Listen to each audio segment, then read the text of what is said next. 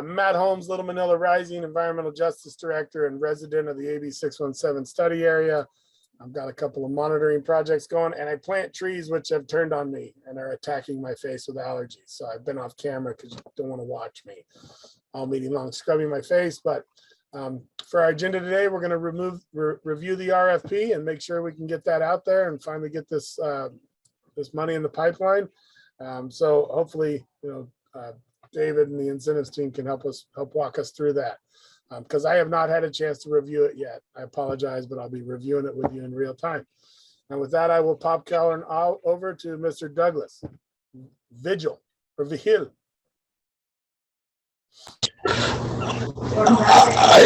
in the document? Yeah, sorry, I spoke too much. Just your name and that you're a resident and pick somebody. Oh, yeah, my name is Douglas. My name is Douglas Vigil. I am a resident in Stockton and a concerned advocate for the environment as well. And I do live where I live. I care about where I live, care about what environment that we're living here. So yeah, definitely I'm more concerned about that. And also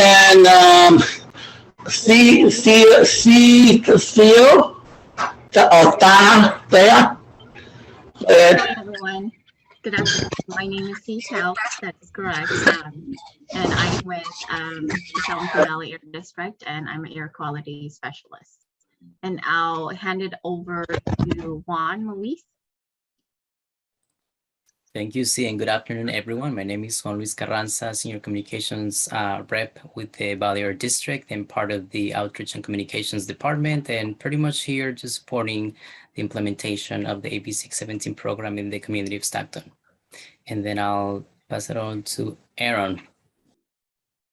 I am Aaron Durango. I'm a manager here at the district in our grants and incentives department, kind of overseeing some of the work being done here as far as the trees go. I don't know if I missed, I was on a phone call there from David. Have you spoke yet? No, I'll go. Good afternoon, everybody. My name is David Lopez. I'm a supervising air quality specialist here in our grants and incentives department with the Air District. And I'm helping with the team lead the implementation of the urban greening and vegetative barriers programs. And with that, I will pass it over to Catherine Tao. Good afternoon, everyone. My name is Catherine Tao. I am a senior air quality specialist here in the grants department. I am also here to help you with the RFP. I'll go ahead and pass it over to Scott Wall. Yeah, thanks, Catherine. Scott Wall with the California Air Resources Board, and I am the AB 617 liaison for the community of Stockton. So I'm here to, I guess, connect the Community Steering Committee and subcommittees with all things CARB that I can't help directly with. And with that, I will pass it over to Clifton. Hey everyone, I'm Clifton. I work for Puentes, and my job is doing urban forestry, and I've been planting trees around Stockton the last 4 years. So I'm looking forward to getting the RFP done and hopefully getting another tree planting project launched. Thank you. Mary Elizabeth, did you go yet? I'll pass it to you if not. Thank you. Mary Elizabeth, resident. Richard?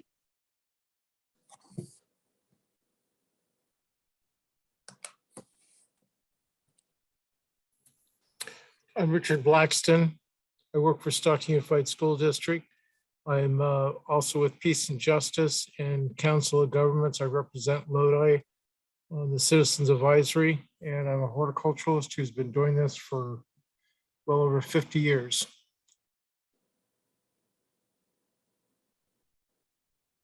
Is that all of us? We had Margot just join. Sorry, I know you just hopped on, Margot, but we're just doing quick introductions, name and affiliation. So do you need me to intro? Is that what you're saying? Yes, please. Hi, I'm Margot Prouse. I'm a resident of the AB 617 area. Thank you.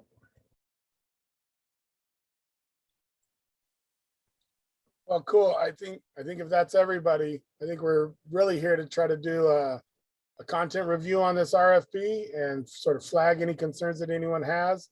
And I'll call out, since not everybody was here, that our colleague on the CSC, Ned Leva, didn't see language restricting activity to areas where we have monitoring. And I personally think that's kind of addressed by the fact that we have 7 reference grade monitors in the study area that we all designed on the community air monitoring plan to cover the geography. I think Ned's also talking about maybe a tighter array of, low cost remote sensors that would add additional PM data. But I sent him a message, and some of you may have seen it, showing him that an additional project that we work on will collect even more PM data. So I don't see how we would restrict vegetative barrier access any more than restricting it to the study area. So if somebody else got a different read on that concern, I still think any tree planting or maintenance funded by this RFP should be able to work anywhere within the study area. So if somebody has a different read on that, please let me know. No, I would agree that, yeah, anywhere in the study area that we can get trees will be a good benefit. Any other overarching concerns that folks want to share? I think, I'll share one more, which is that this is the urban greening approved RFP. And that is not to be confused with the vegetative barrier, David. Is that correct? Or are we approving them both? And the reason why I'm confused is I saw the activity tracker on the AB 617 landing page, and it said both vegetative barrier and urban greening had been approved. That might have been my mistake, Matt. I didn't want to, when I was updating the tracker. So this urban greening RFP is kind of a template we've built on and worked on different communities that we're engaged with. The vegetative barriers, when we started it does look similar to this. There is some things obviously that are different because of the types of places you want to put the vegetative barriers and the goals of them, of the RFP. The type of application and materials that we're requesting are going to be similar. In terms of what we're trying to do is get urban greening launched, and then, shortly after that, or, within the amount of time necessary, get vegetative barriers going as well. But I think, if there's some overlap that we can, that's addressed today, that's fine. We can include that into our vegetative barriers as well. This is just kind of for us to show what, some of it is overarching in terms of both programs, but realistically, whatever feedback you guys provide is, see how we can, put it into the program. And this is Stephanie. I just want to clarify, Matt, were you talking about, if you're talking about the tracker, our SERP tracker, it will say that the project plans for both of them are approved, but not the RFP. Right. Sorry, I misspoke. Yeah. Thank you. Cool. Yeah. Well, I know we haven't approved both project plans in this subcommittee, have we? I thought there was when we submitted the RFP project plan, the SERP project plan to CARB, it is for the general overview for both programs. Who's speaking? David. I was asking who was speaking with Matt. That's it. Oh, sorry. I should have announced my name. Yeah, that was me, Doug, and then David was responding to me. I have a question. To clarify, I looked down, I know that that's something that my comment was to maintain. Are we talking about vegetation to warm up, to lower the cooling down our environment? Or are we talking about vegetation tree? Are we talking about iceberg on the road to cool down the ground? What are we presenting?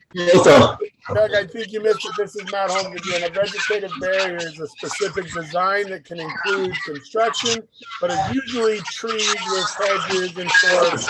So it can be a combination of planting strategies to knock down dust. So they're specifically designed to reduce particulate pollution and not necessarily heat island effect. And Doug, you got a lot of background noise going on there, bud, so it's tough to hear if you can hear me. Thank you. Much better, yes, thank you.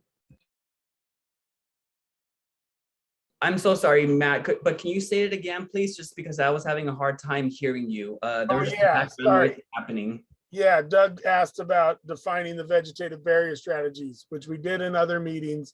And essentially it is a planting strategy, usually always involving trees, but can also include smaller plants like hedges and shrubs, and can even, even the best ones have a stone wall with a vine on it and trees planted in front of it.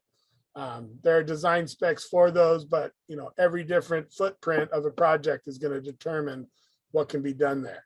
And I think for your understanding and the CSC's understanding, this subcommittee is approving a vegetative barrier strategy that will address emission sources or sensitive places. So like we could circle a school or we could block a freeway.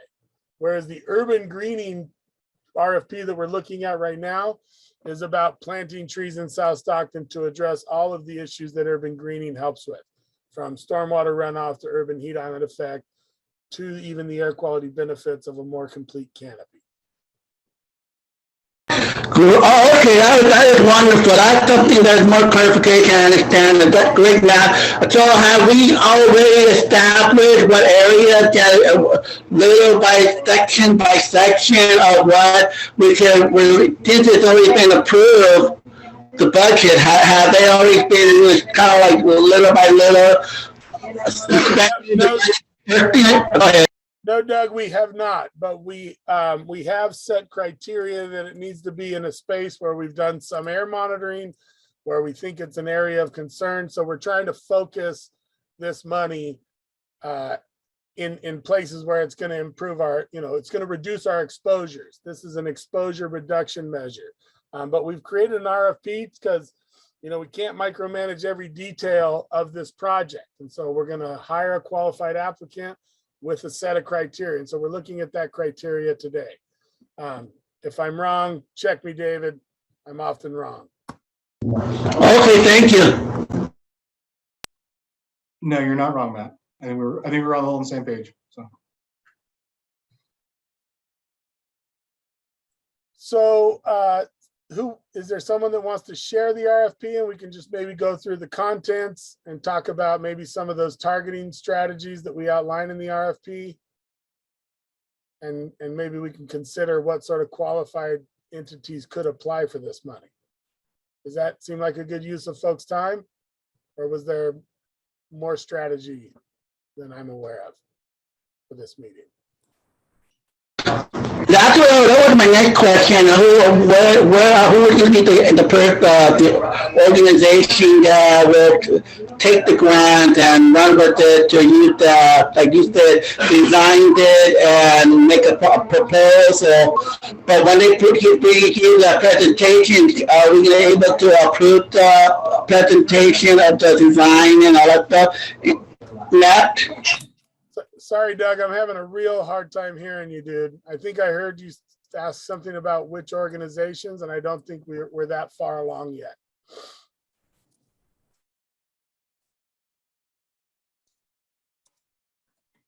So I was saying that, so the team, specifically the team, especially the agency, will they be designing a map, just say, and then proposing it to us? That's just my question. Would that be possible for that to happen? I don't think I can answer that. Anybody else got an idea about how we're going to evaluate the applicants? I think that's in the RFP. Doug, why don't you let us tackle this RFP and we might answer some of those questions, and then we can dive into the content near the end. Thanks. So would you guys like me to share the RFP and walk people through it? Or is there specific points of clarification, David, that you'd like us to start with? No, Matt, not at all. You know, if you want to pull it up and share, I'll happily kind of walk it through. And then, you know, we can stop and take, you know, whatever comments anyone has. It might be easier to go through section by section, you know, and then we can kind of, you know, explain our rationale, and then, you know, whatever comments people have, you know, we can go from there. Sounds good. I'm going to pop it up here and we can take a look at the contents and you can run me through it.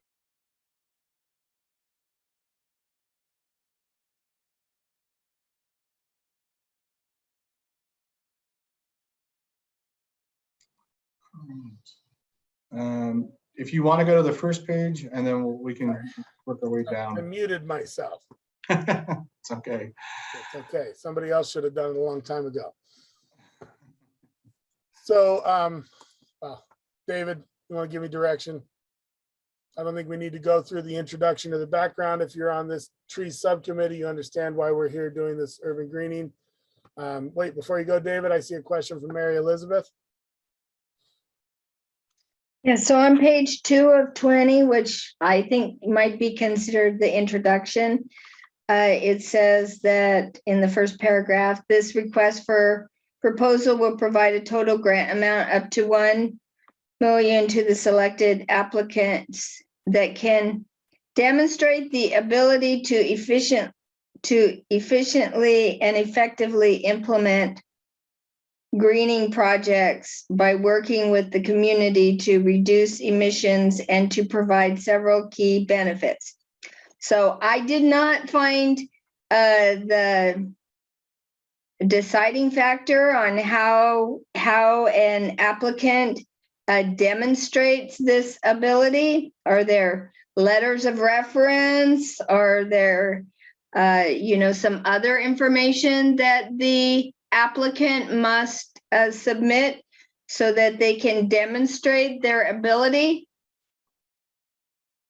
If you would like, I think that's a very useful item. I think for us, we were looking at project, when they submitted their RFP proposal, it would be a portion of it would be narrative, but we would have like an application in there where they'd have to fill out, answer questions, provide us details, and you know, if we can have a section there where we can say letters of support, maybe submitted. So, David, this is Matt speaking. I think I saw further down in the RFP that you actually request evidence of previous projects and contracts signed in this field of work. There was, and that's in terms of funding. I think, if I remember right, if you know, if they've had partners or if they've received funding from other grant programs such as like TCC, or urban greening from the state.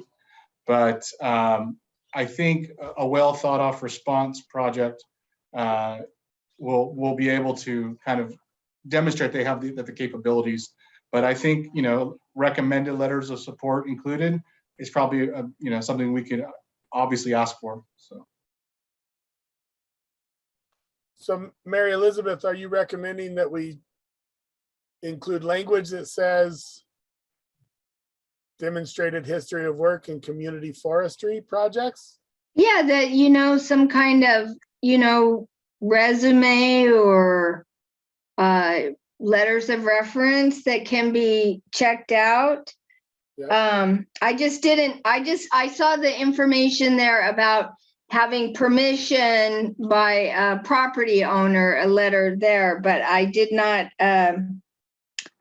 see anything else. And like I was showing up there, you know, the application was not included here for us to review. So I have no idea what you include in the application. So. Okay. In the application will be programmatic information such as their detailed budget, types of plants that they'll be, or trees they'll be planting. But I think your comment about past experience is a good idea. I think we could have it as be a portion of their resume, I guess you could say. But yeah, we could have something in there. Please describe previous projects and or experience with, you know, urban greening and forestry projects. particularly either in the community or within the region, or just in general. But I think that's a good point. And then, so maybe it should be included on the scoring criteria Okay. when we get to that.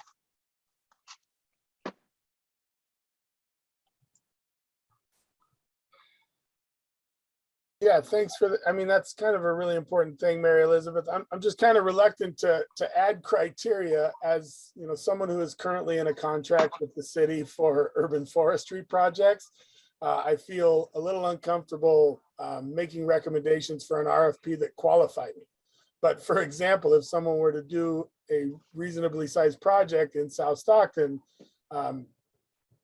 you have the city of Stockton, you have Little Manila Rising that are doing this type of work here. And there's no one else in South Stockton, I mean, Puentes, who works with us on all these things, but there's really not a lot of people that have secured right of access to any city rights of way. So, you know, I wouldn't be opposed to an exclusively private property strategy on this. Private property planted trees survive better than public trees. But I just wanted to disclose that in this meeting because as Mary makes that criteria for a history of work, my organization has that. And then if we were to add this right of access thing, my organization has that. So you know, Mary, you're a community member that isn't affiliated with my organization. I'm wondering if I should like recuse myself. Yeah, Matt, this is Aaron. This is Aaron Durango. I think knowing that right now, I think you're on the right track. I think that at this point in time, we go to probably the criteria for RFP. If your organization plans on applying to this, I think at this point in time, it's probably best if you don't have that input as far as, you know, we like to hear from you, but as far as like specifics on the input of how to score and stuff, that's Yeah, Aaron, we need to stop hearing from me in this process. Yeah, I think so. I'm just trying to make sure that we're all like on the same page here, you know? Yeah, for sure. Then I'll just leave my last comment with Stockton has 2 T's. Okay, yeah, because like if you, like I said, tend to be an applicant, then I think at this point in time that it's probably everybody but you, I think, that gets a comment on this, probably, I think. Yeah, this is a tight spot. I'll just tell everybody, like, my organization wasn't planting trees when we started formulating these measures. Yeah. And we salvaged this TCC project from local political shenanigans. But yeah. I do think though that it would be important though to hear if something in this RFP, if knowing your experience is just way out of bounds, then I think that's needed. But other than that, as far as how we score it and this and that might be a conflict there. Yeah, well, that's why I spoke. And then I see your hand, Mary Elizabeth. You know, we brought $10.8 million to the city of Stockton, and they're still a little reluctant to let us plant trees. So awarding this in this local agency remains a challenge. And so I don't know. That's why I brought that comment up. But go ahead, Mary Elizabeth. Okay, so if no one else has comments here, another comment on page 2 in 1, 2, 3, 4, 5, paragraph 5. You know, and I think that I had brought this up before. You know, it was my understanding that the urban greening decreases exposure, but it doesn't decrease NOx or particulate matter emissions. So I know that I did bring this up before. So, you know, there was a whole business about, you know, what the greening does. And we had, you know, EPA was here talking about, you know, their study, and, you know, my understanding was that this can reduce exposure, maybe exposure, because it doesn't address the emitters. So I would like to see that crossed out. Mary, what if we, sorry, this is Matt speaking. What if we added demonstrating that the dispersion of particulate matter and oxides of nitrogen emissions decrease? because we're really talking. Oh, the dispersion is not going to decrease. It would increase. Dispersion is spreading it out. Oh, Yeah. well, so in this kind of work, dispersion is from the source to the sensitive receptor. And so it impedes the distribution of pollution. So vegetative, well, we're not talking veg berries, but okay. No, I think exposure is a better substitution. But you're absolutely right. Like trees aren't sucking up PM, they're knocking it down. Do you understand that, David? Yes. Thank you. And I'm sorry, I could open this in a PDF editor. I mean, I could be typing these comments in if that's useful. That would be great, Matt, if you don't mind. Okay, yeah, no, not at all. Let me, maybe I can just comment right here. Is it gonna let me? Oh, it's not gonna let me select. Let me see. I don't want to edit it. Sorry, I can't. I've got half of your faces blocking my toolpad here. We also have, Matt, this is Aaron. We also have staff on, CE is here as well they're making notes as well as we talk to make sure we address all those. So what you don't gather, we're going to gather at the same time as well. I think thank you, Aaron. It's probably for the best because my machine is overwhelmed right now. No, I think C is doing a great job of gathering all the information right now as we speak, as we're talking here. So she's making notes as we talk to make sure we gather all the pertinent data from today's discussion. Yes, and we'll go back always and review the video, make sure we don't miss anything. So. Yep. Thank you for that important comment, Mary. This is not an emission reduction strategy, and it's an exposure reduction strategy, and I think that's important. So can we move on to page 3? So yeah, we do have, I'm sorry, right as we straddle this page, we do have an urban heat island effect criteria in here. This really isn't a qualification criteria, but it's a co-benefit claim, which could impact how trees are planted. And then I'll give folks a second to review the qualitative benefits and the community support.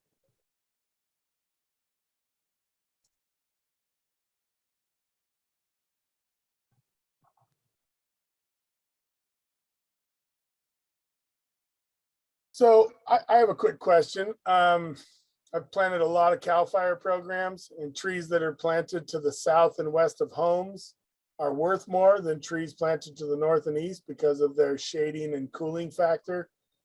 So there's an azimuth, the sweep of the shadow of the tree that's worth more. So CAL FIRE values that more in their projects. I don't think we need to get into that, right? This is not GGRF. We don't need to maximize energy reduction or energy consumption reduction in any of this, right? No, I don't. This is Aaron. I don't think so. I think that we're trying to make it as broad as we can so this thing works for everybody.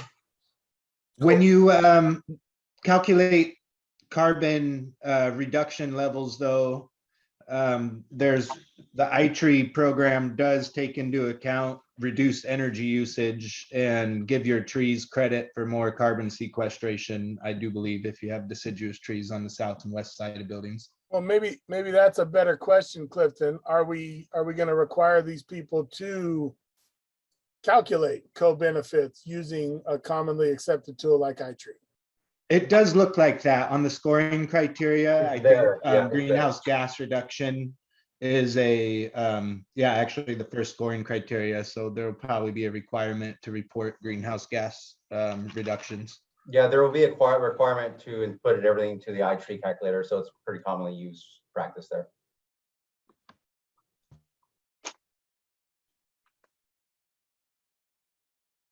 So I just got a generous offer to get out of the way of facilitating this scrolling ritual from Stephanie. So I'm going to stop sharing and allow her to share her screen, and someone will conduct us more confidently through the document. Thank you. And, just as overarching, I think by and large, it's generally a good RFP. There's a couple of concerns around public health and around tying it to monitoring. And so I think we can go faster, and I don't think sorry if I'm slowing it down. Do we have a date that we have in mind that we'd like to try to release the RFP? No, not necessarily. I think obviously we want to take as much feedback as we can, review, make edits. It could be maybe this fall, is that what we're thinking? If by the time, getting feedback, making a review, changes, whatever, I'm sorry, and then presenting them back to the group, and then having them maybe released in early September or so. Okay. That was my initial thought, but we're happy to talk more about that as well. So. Okay, sounds good. Stephanie, I guess I should still help facilitate, and I'm going to acknowledge Mary Elizabeth's hand. Okay, so under the qualitative benefits, again, I believe that's criteria air pollutant, CAP emissions, yeah? Yes. Yeah, so again, it's not going to be reducing these air emissions, so it should be removed or changed to exposure. Okay, thank you. We'll go through the RFP, Mary Elizabeth, and we'll go through it and make sure we make updates to all the sections if we made that mistake. Okay, and then, just about that iTree business, in the south and the west, neighbors that have their tree on the north, are providing important sidewalk shade. So, I just want to throw that out because, you're talking about sidewalks and we have sidewalks on the north and the south side. Well, I think, the RFP, the goal of the RFP is to find someone who will come in and say, hey, we have these great projects that we're looking to do. And, it's up to, I'm not saying it's up to them, but in essence, we want them to tell us why their project is going to be their project or how they're going to do these urban greening planting, is part of them saying like all of our projects are going to be on the south or on the east side, or we found that based off these types of trees that this is where they need to go. And then and our job is to evaluate those and see if that is, what they're proposing is accurate. But, I don't want the RFP to be so limiting that we can't, we want to make sure we get a couple of good applications, and as a group, we can review them and determine if what they present, whichever group presents in their proposal is the way we want to fund. But yeah, so in that sense, when we drafted this initial RFP, that was our thought, was how do we, on these qualitative benefits, depending on what side or not, we just want to say that there was, these benefits come from urban greening by providing shade to sidewalks and streets Yeah, and maybe I should clarify, Mary Elizabeth, I have been restrained from planting trees on the north and east sides of houses because they didn't impact energy consumption enough. But because this is an urban greening program that isn't restricted by Greenhouse Gas Reduction Fund criteria, we should be able to green our community as much as we want. And so that GGRF doesn't value how hot the asphalt is or how hot the concrete is, but being able to plant anywhere that we want, so long as we shade those things, is a benefit. So I wasn't saying that we should emphasize that, but I was worried that we would evaluate applications based on their iTree output. And I think David understands that there's more to it than that that output of iTree.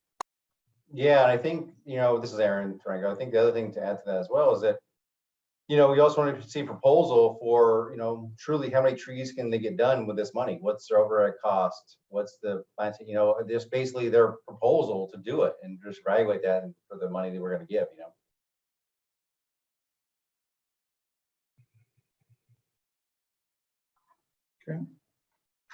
Okay. Sorry, go ahead, Matt. I was just gonna say, if there's no more questions, maybe we can scroll on. Yeah. So just real brief, we put a lot of TBDs for the schedule, and we put different types of markers, but in terms of events, but we might have gone overboard or not, but the idea is, we want to see a couple, we'll release the requests. We're thinking maybe 60 days might be plenty, or even 45 if the group thinks that's probably just enough time for everyone to get it out and get a response. And then, but in terms of schedule, we want to make sure we have enough time to review it. So, but I think, depending on how many proposals, I think we said in our CERT project plan, we could do up to 90 days, but we think who knows if it will actually need that much time. So maybe we even shrink it. We thought it'd be a good idea to have an applicant workshop, basically saying kind of go through the RFP and the application, answer any questions that they may have. We would probably open the workshop maybe a week or so after we release the RFP, so people can review it, get any questions built up, and then have a second to talk with us. So, Margo, I saw you had your hand up. Yeah, I was wondering, so this does not reflect any more review by CARB, am I right? That's correct. Okay. Mary Elizabeth? If I'm reading this correctly, once we approve of this request for proposals, then we're all done according to this. So I would suggest that perhaps you have a scoring committee, that there might be some residents or members of the tree subcommittee that are not applying to be involved with that scoring. That's typically how it's been for water projects. That's fine. I think we can in the scoring and section down below, we can make a note of, and honestly, I was going to ask that anyways, Mary Elizabeth, because each community has different ways of how they want to review these projects. So, but no, I think that's perfectly noted. So, in terms of, was there any more questions on the schedule? Like I said, I know it's kind of listed in a kind of drafted way, but we want to make sure I understood that there's some steps in the way when we review them, accept them, and then eventually move forward with them. So, well, David, I wanted to echo Mary Elizabeth's comments that I think we told the CSC that they would have some sort of role. Okay. Election at some point. I can't remember. Stephanie probably remembers better than I do. Jess certainly remembers. We definitely have in the scoring and review section that we said that it would go to the CSC. So, but we can absolutely put more clarification in terms of the events for the timeline. So. And then on your timeline there, the next iteration that we see, there'll be some dates there. Yes. Thank you. So this is Margo. Can I ask if the CSC will see the RFP again before it's released? The subcommittee or the whole CSC? The whole CSC. That wasn't the plan. As we were thinking, as we would it would go from this committee and we would go with it. Okay, thank you. But yeah. Okay. Can we go back up, please, Stephanie? Thank you. So we currently have $1 million for this RFP.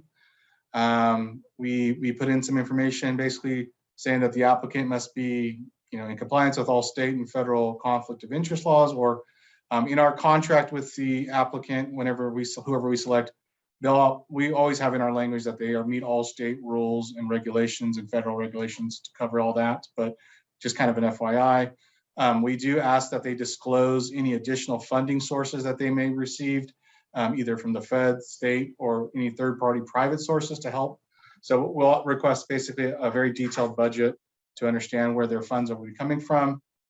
We also ask them if they intend to apply for any additional funding to help complete the project. And in terms of value of current financial incentives, have they received any other types of public financial assistance? But in reality, we're going to make sure that we understand how our money will be spent, and on terms of Is it of the percentage of the project? Is it all of the project? And what other sources that they might be seeking or have already received funds from. And that it kind of just explains a little bit more in that paragraph. And then the contract period, it'll be a 10-year project contract. Currently, we have it for 3 years that within the first 3 years they need to take to complete the project. And then 10 years is the total life of the project. But, Mary Elizabeth, you had a question? Just a typo, submit. Oh. Yeah, in the bold on page 4. We shouldn't have bolded it. Well, But, it's bolded there, submit, yeah. Submit. Okay, we'll get that updated. Thank you. Yes, Matt. So I have a question about this complete in 3 years, but maintained for 10 years. Feel free to express your thoughts on it, because Yeah, well, I'm just trying to imagine how anybody but a public agency can be qualified to maintain something in a public space for 10 years. Without having, like, so if somebody gets this $1 million contract, they should be showing some kind of financial resilience to last for 10 years to do that kind of maintenance, or some kind of an agreement with a public agency or with those private landowners that would give us any confidence that they can maintain it for 10 years. And one way to get confidence is to show that they budgeted to either staff or contract for that 10 years of maintenance and complete, naming. Okay, I get what you're saying, and I think for the group, if it's an explanation on how they proceed doing maintenance for up to 10 years, any type of agreements, MOUs they may have in place, any type of Yeah, David, I think that's the idea that you have an MOU with the Port of Stockton, or with the Department of Transportation, or with the City of Stockton. Because without those, how does anybody apply for these things? Yeah. Well, and I think that's why we think within 3 years' time, maybe that's in the first phase, the implementation phase, is to finalize any sub-agreements that they may have now that they've been awarded funding. Yeah, I just want to add into that, maybe we have the cart before the horse, because down under applicant eligibility, it talks about how the applicant must be the property owner or have documented authority from the property owner.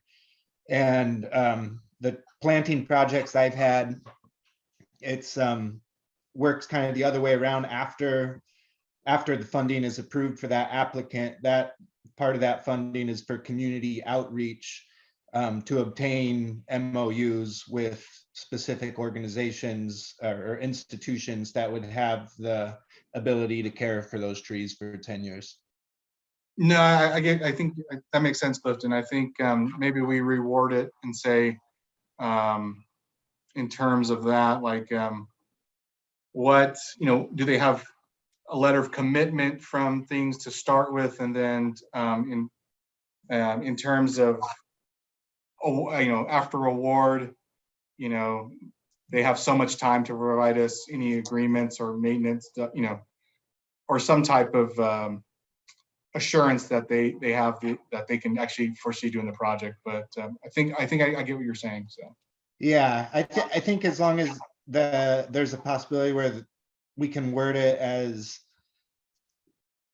the applicant must be able to obtain documented authority from the property owner on which the project will be implemented, just so it infers that, yeah, after the funding is approved, then there's a time period for community outreach to get those approvals.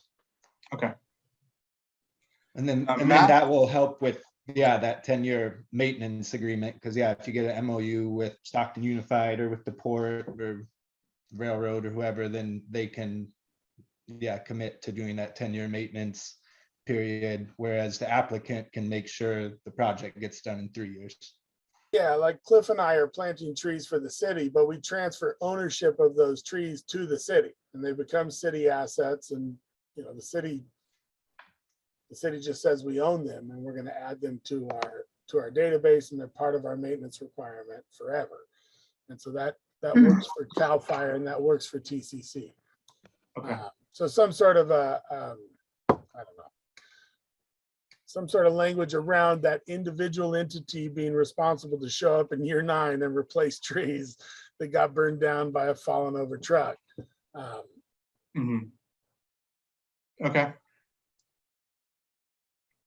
No, I think that's fine. I think we can rework it in a way that where we get that kind of information out so that it's understood that and that there's, you know, some other type of documentation that they can provide. So yes, Mary Elizabeth. Yeah, if you would be so kind as to elaborate on that other type of documentation, because I know that, you know, this is very important. Well, typically, I would say a letter of commitment from the other partners. We understand that when you apply for an RFP, that a letter of commitment, and especially with board, public agencies, they may want to see something more concrete once the project is awarded. I don't want to make something so limited because there is the opportunity where you might not, you don't want to limit something where you exclude, someone gets excluded because they don't have that specific documentation. I think usually like a letter of commitment, something maybe in terms of if they've had board approval to entering into an agreement, or they already have approved projects where this RFP is supporting, their application is supporting already a pre-approved, let's say, for instance, we'll say TCC or something like that. For the RFP, I think there's always a case where it's never cut and dry, black and white. There's always kind of those gray areas when it comes to documentation. So I think we can write it in a way that they have to show us something, that it just can't be like, after this, we're going to call the city or we're going to call the port. We want to see that they have already kind of done that legwork where they've already met with those, either the property owners and saying like, the property owners has already given us preliminary approval. So. Number 1, urban is spelled wrong in the last sentence of number 1. Thank you. Was there any more questions on in terms of documentation for authority? Okay. Okay, well, so we're going to be entering the 3-year contract with everyone. I'm sorry, a 10-year contract. It'll be, like I said, 3 years of implementation and then 10 years for the remaining portion of the contract. Can you scroll down, please? And then, they have to, contact the local county agricultural commissioner's office before obtaining any plant materials to make sure that everything is done correctly. We want to make sure that the trees are purchased and planted and maintained using the CAL FIRE tree selection, planting, and care specifications. If it's possible, we would like publicly accessible for people to be able to enter into the urban greening space. They have to be able to obtain all the required permits necessary. Make sure if there's any CEQA that they've met that requirement. If they are a project partner who doesn't have, who must either show they have financial capacity and to complete the project, or it's a partnership, then they have to show that they may partner with, like I say, a public agency or a nonprofit that can help with covering the costs. They'll have to make sure all the property taxes are in order, and then they have to be able to, in their budget, have enough funds to complete the project, especially if it's coming from an outside source, that source is able to provide funds within the time frame. So, yes, Mary Elizabeth. Sorry, you're on mute. Thanks. I'm a little bit concerned here on 10. And this is nothing personal. I have no idea, like if there's like tons of applicants or the two that we have here at this meeting. But I'm a little bit concerned with this statement here because one, you have already approved a budget. So there's a budget, okay, that has been approved. And so now here we get into this situation where now the applicant is unable to carry out the financial responsibilities of a reimbursement program on their own. So I understand that this is a reimbursement program. What intervals are you looking at for invoicing? I mean, is this a $10,000 reimbursement interval? Is this a $5,000 reimbursement interval? Is it a 60 days reimbursement interval? And so I'm concerned, that, we're going to have, they may partner with the local public agency or some other nonprofit that may not be already have been approved, and may end up causing more problems. So I just am a little bit concerned about that. Well, I think we can write it in our contract with the applicant that gets awarded funding. Sometimes we want to make sure these projects get completed, and we have to show proof that whatever we are reimbursing has been completed and documented. For instance, it could be an instance where we do allow partial payments, and if it's suitable for the awardee, if it's quarterly, possibly potentially monthly, but in terms of, and we understand and if it's an awardee who has difficulty, who needs to get reimbursed quickly, I think the district has always been, we can absolutely get that done. But in terms of like you said, it is a reimbursement project. And maybe that is something that, we can, in their contract with them, we kind of spell out how often or the frequency we allow for it. Aaron, if you had any thoughts, I'm okay with, if it's monthly or if it's quarterly, but it is kind of dependent on the awardee too as well, in terms of how much funding they have already locked up or in terms of costs. Yeah, I think it could be kind of laid out in the contract with the entity how often they need that. So quarterly is probably the most efficient way to do it over a 3-year period. But if they need it more often, then I'm sure we can do some special circumstances to get them paid if they're running low. So that's kind of more of a contract thing, but it could be quarterly or monthly. But I think quarterly probably makes most sense. Matt, do you have a question?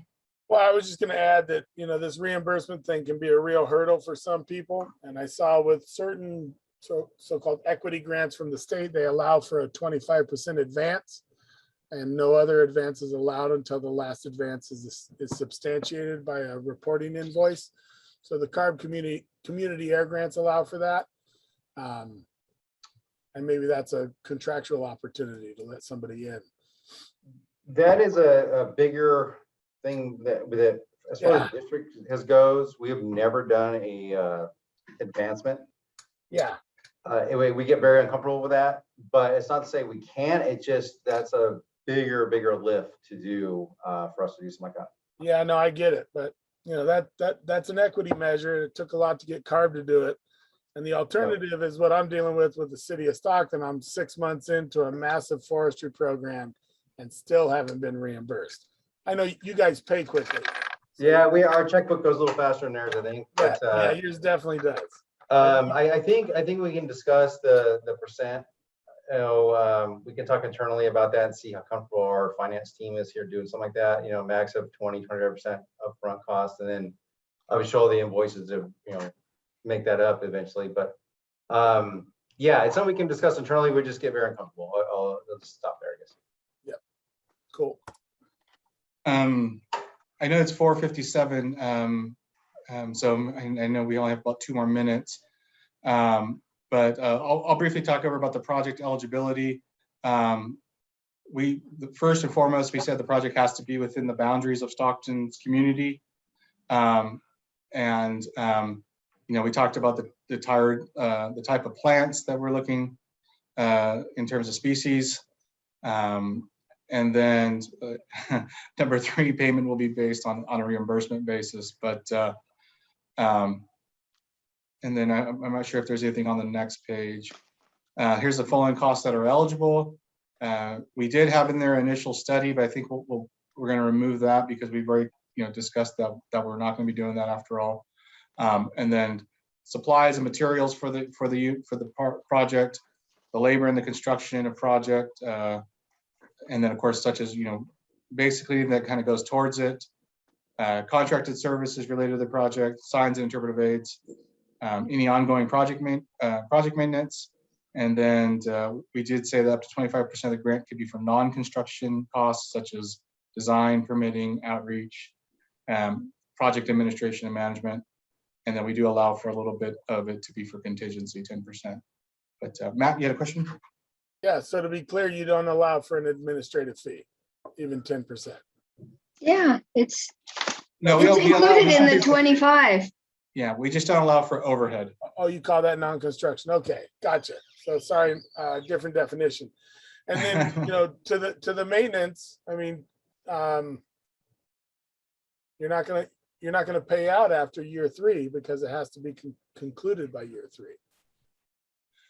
Yeah, that one we're gonna have to maybe talk internally about, but how do you go about paying future maintenance? But it's a tough one. We'll see what kind of agreements they might have in place, but yeah, I get it. It's not typical of how we do it, right? So, well, one solution I've seen, and it didn't work out because those people were a mess, but it's an obligated fund. It's a restricted fund with a third party. A community foundation holds it, and they're only allowed to disperse it based upon, which allows you to obligate it, get it out of your account, put it in somebody with a financial record that can hold it. And then they could disperse it in chunks for maintenance over several years beyond it. And if they don't meet that agreement criteria, the funds revert to you. I'll just tell you, it's messy, but the 10-year, we've talked about this, the 10-year maintenance criteria is something that this funding doesn't allow for. Yeah. It's a stretch, but unless you got a government that'll help sign off on it, and then it all works. Well, we want these programs to work. This is Aaron. We want these programs to work. So we're going to do within our bounds work best we can with everybody here to pull this thing off here. And our city's learning, and our county's learning. And I'll just disclose that I'm close to securing an agreement to maintain Caltrans right away. And that not just for us, but they normally only provide that for local governments, but they're recognizing that that's not working throughout the state. So Matt, this is Margot. Can I just interject? So maintenance is included in the project. We cannot, the payment process is the problem. So they would calculate that 10-year maintenance in their original proposal. I would assume, they'll propose what they're doing with the project, blah, blah, blah. And then the 10-year maintenance is a chunk of change at the end. So I really like Matt's thought about kind of an entity holding money in escrow somehow, pending that, I know, and so Valley Air can't keep the money and CARB can't keep the money. But is there is there some kind of legal option where it's held somewhere? What do you think, David? Is that or Aaron? Is that a possibility?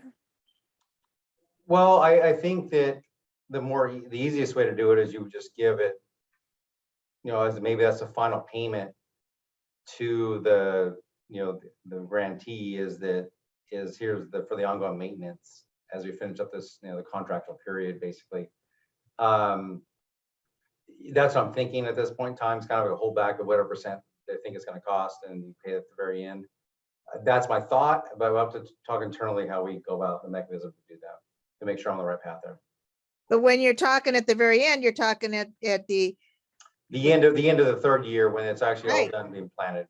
Right. So, you know, it just feels like it leaves it all very loose. And we have to trust that they will complete the 10 years of maintenance. Yeah, it's, yeah, that's an important, comfortable thing for me is you have an inherent risk, right? And so that's the tough part is that because the money needs to be obligated from this grant. We're on timeline as well to get the money spent as well. So show an invoice for ongoing maintenance, you can pay against that as well. So it's kind of this, you can't hold it for 10 years. And like I said, put it in the trust somewhere. Yeah, we'll have to talk internally how we do that. So you're anticipating it because they have to give you invoices, you know, and all those things. I don't know how that, I can't envision how they would have them available at the end of 3 years. No, it's not the invoices. Just simply say that would go exactly how they wrote out their budget when they originally applied for the grant. So in their budget, they're budgeting for a certain amount of maintenance kind of required. And at the very end, you would pay them against that assumed maintenance cost that they put into their budget essentially. Right. And you're right, but then at that point in time, you're hoping they do it, right? They just take the money and run, right? So that's where we got to figure that part out. I don't have the right solution at this point in time. Yeah, and neither does the state. You know, they sign these grants all the time and they say 10 years maintenance. And nobody shows up in year 7, 8, 9 to check if the tree's still there. I see you, Doug. Go ahead, bud.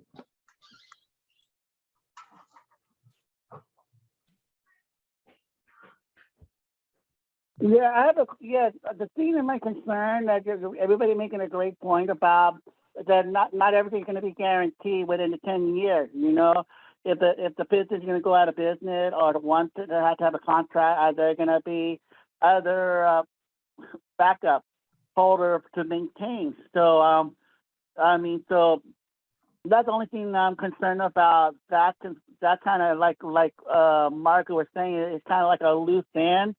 How you're going to maintain it after the 10-year period when the money is already been dispersed. There's nothing to go forward to it to maintain it after they get paid and do all the design, the landscape, and everything else go on. So what will be the benefit after 10 years and let it falter? You know what I mean? So I'm a little concerned about that too.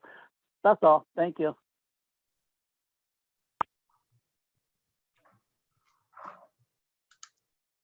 Thanks, Doug. And thanks, David, for walking us through all this. And Aaron, you know, I mean, this is a tough nut and CAL FIRE hasn't even figured it out. You know, I mean, they haven't gone back and looked at year 10 and made a city pay for it.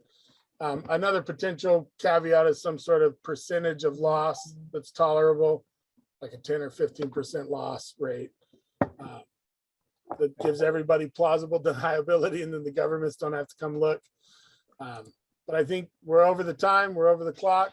And we chewed on this good. And so Stephanie, we've got a meeting in June. Are we gonna pull this off, everybody? You guys gonna show up? No, I'll be there. And I want to say thank you everyone for your initial comments. Please feel free to send them to us. I think you all have my email and Catherine C's and Aaron's, but you know, if you have any additional comments after reviewing it, feel free to send them over to us. We appreciate it. So, and then the staff here will also go and they'll listen to the transcript of this meeting today and make sure they gather every comment that's made here to make sure we address those as well. Thanks all. And yeah, so what I'm hearing is we have a part 2 of kind of finishing off the review of this RFP, and you all are welcome to send your comments in the meantime to anyone that's on this call or else ab617@valleyair.org. And then Stephanie, you can send us the actual the chat as well, right? So we can look at the chat. Well, yeah. Yep. So we'll get all and David's gonna get all the stuff. Yep, we can do that. Okay. All right, thank you all. Thank Hope you. you have a great rest of your Have a evening. good night. You too.